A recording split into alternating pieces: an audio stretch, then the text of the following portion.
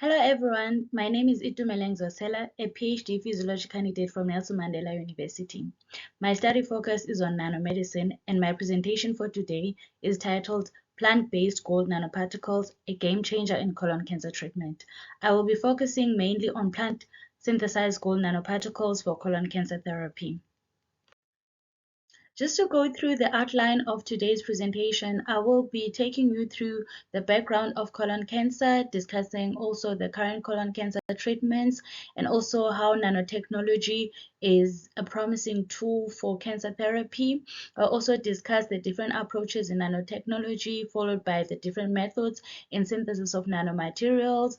I'll also highlight a few different types of nanomaterials, mainly focusing on gold nanoparticles and how gold nanoparticles are synthesized using plants. I will also give a few examples of plants that are used for gold nanoparticle synthesis for colon cancer treatment. This will also be followed by factors that affect a plant-based synthesis of gold nanoparticles and how gold nanoparticles are applied in cancer therapy, and then we'll conclude the presentation. Just to give a little bit of background on colon cancer. Colon cancer is a type of cancer that starts in the large intestine, which is also known as the colon. It occurs in the large intestine's glandular epithelial cells. This type of cancer grows when the epithelial cells acquire a set of genetic or epigenetic mutations that give them a selective advantage. It takes about 10 to 15 years for colon cancer to grow and typically progress to a malignant tumor. Therefore, early detection and screening are essential in preventing the development of colon cancer. It is the third most diagnosed cancer, and about 21.7 million new cases of cancer are expected by 2030, with colon cancer being responsible for over 8% of related deaths worldwide. It can be classified as either familial or sporadic, depending on the origin of the mutation.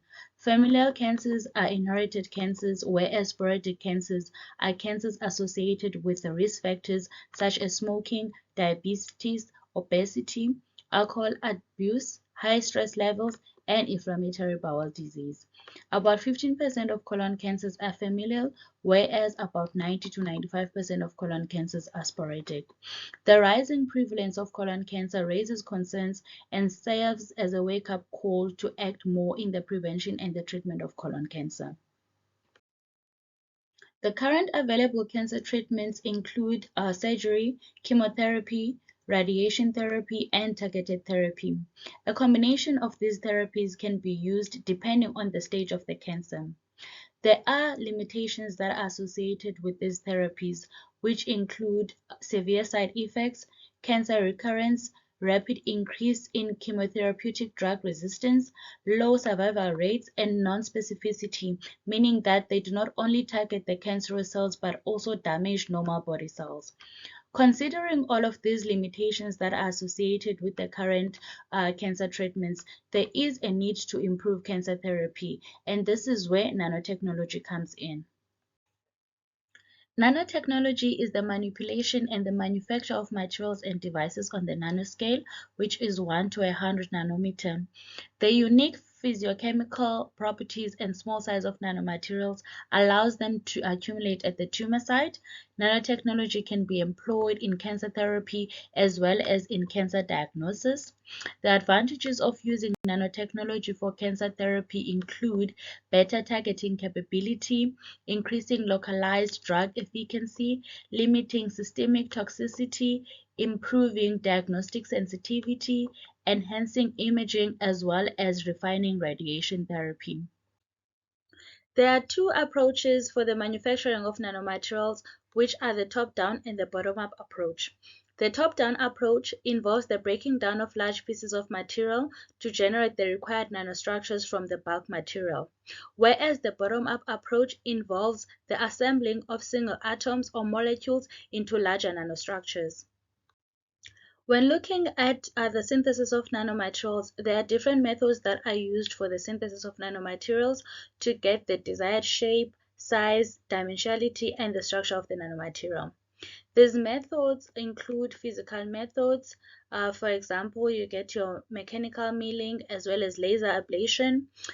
Also chemical methods, which include the sol-gel method and the colloidal method, and you get biological method, which includes the green synthesis method, which involves the use of microorganisms and plants for the synthesis of nanomaterials.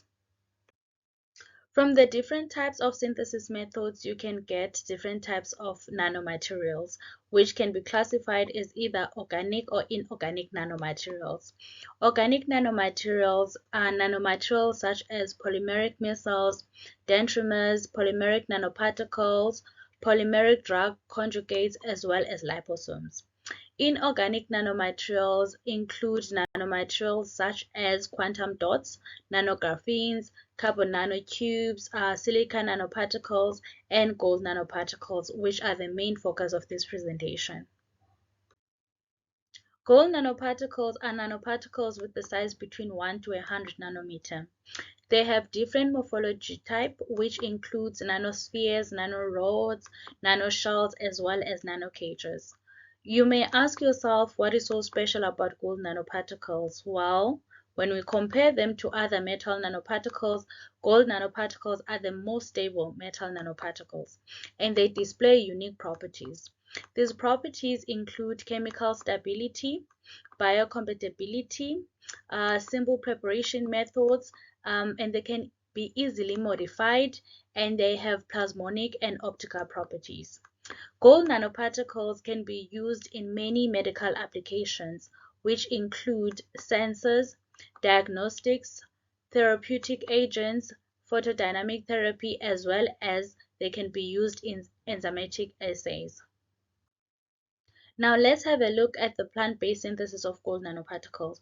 This is the synthesis of gold nanoparticles using plants.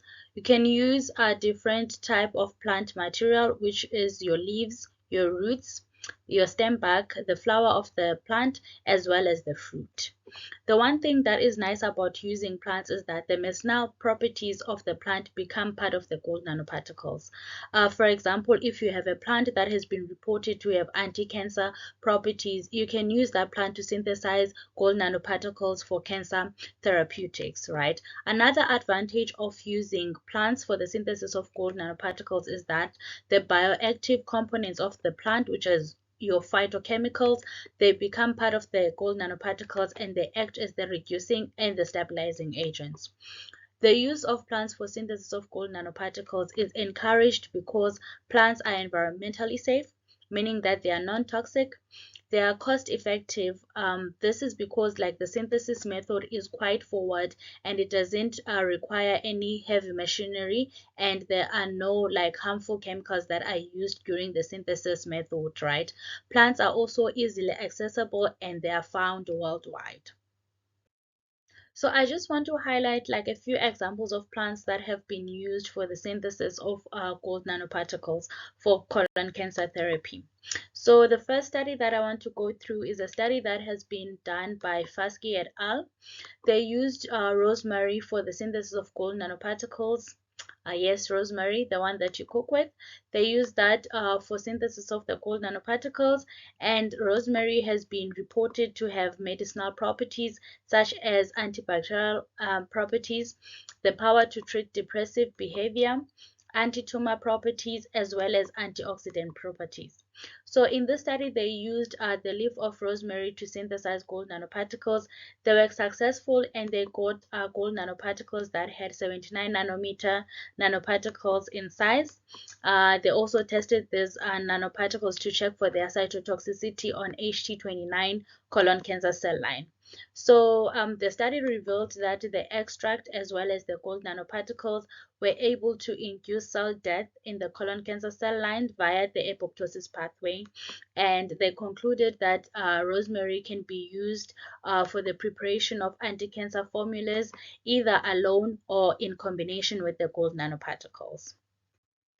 So another example that I would like to go through is a study by Dr. et al., which focused on the synthesis of gold nanoparticles using the plant Engemon mexicana, also known as Mexican poppy plant. So this plant has been reported to have diverse biological properties such as free radical scavenging, antimicrobial properties, as well as antiparasitic activity. So the study reported on the cytotoxic and genetic effects of gold nanoparticles synthesized using the aqueous extract of Engemon mexicana. So these gold nanoparticles that were synthesized from this plant extract, they showed to have cytotoxic effects as well as apoptotic potential against colon cancer cell line HCT15. So the cell death was confirmed to be through the intrinsic apoptotic pathway. While there is a variety of plants that can be used to synthesize gold nanoparticles for various medical applications, we have to keep in mind that there are different factors that play a big role in the synthesis method. So these factors that we are talking about temperature. There is like a certain temperature that you need to use for synthesis method. Some nanoparticles can be synthesized and be stable if you use like maybe 50 degrees. Some are more stable if you use 100 degrees. Another factor that plays a big role is the stirring speed, like how fast you stir your solution. Also your plant concentration. Some plants can synthesize nanoparticles at low concentrations. Some need like high concentration. And also your gold salt concentration. You have to check which gold salt concentration is suitable for your synthesis method. Some plants can be synthesized at 0.5 millimolar, some 1 millimolar, some 2 millimolar. And also the volume ratio of your plant to your gold is very important. So you need to know if you are working with a 1:1 ratio, a 1:2, a 1:4. And also the pH. The pH, like if your solution, some plants can synthesize if they are in the basic side, and some if they are in the acidic side. So these factors are very important. So that's why, like when we are synthesizing gold nanoparticles, when we are using plants, it is very important to optimize your synthesis method so that you know which concentrations you are going to be working with, which temperature works for you to be able to get stable nanoparticles that you are going to be able to work with, right? So these factors, they play a big role in the stability of the gold nanoparticles. So you have to make sure that your method is optimized. So let's have a look at the application of gold nanoparticles in cancer therapy. So nanomedicine has opened a new venture in the cancer therapy using gold nanoparticles. Gold nanoparticles are good candidates for cancer therapy because of their small size. They can easily penetrate tumors and be widely distributed inside the tumor tissues. They can be used in cancer diagnostics such as biosensors. Because of their optical properties, they can also be used in biomedical imaging systems such as X-rays as well as photoacoustic imaging systems.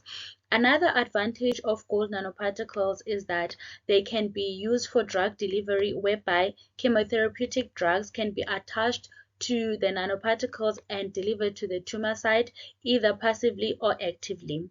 And gold nanoparticles on their own, they can be used for cancer treatment. And this is because they are capable of inducing cell death either via apoptosis or necrosis, which points out their potential as therapeutic agents in cancer therapy. In conclusion, we can conclude that nanotechnology is a promising solution for cancer therapy. Also, plant-based nanomaterials can be used for cancer therapy. The synthesis and characterization techniques employed in the different studies that were mentioned revealed a successful synthesis of gold nanoparticles from different plant extracts, and also the gold nanoparticles are shown to decrease cell viability as well as promote cell death in the different colon cancer cell lines. Therefore, the studies suggest that plant-based gold nanoparticles might be potential agents in cancer therapy. These are my references. Thank you everyone for listening to my presentation. I would like to acknowledge my supervisors, Dr. Mufamadi and Prof. Ru, for your continued support. And lastly, I would like to thank the University of Barcelona for this platform and allowing me to come and present this talk today. Thank you.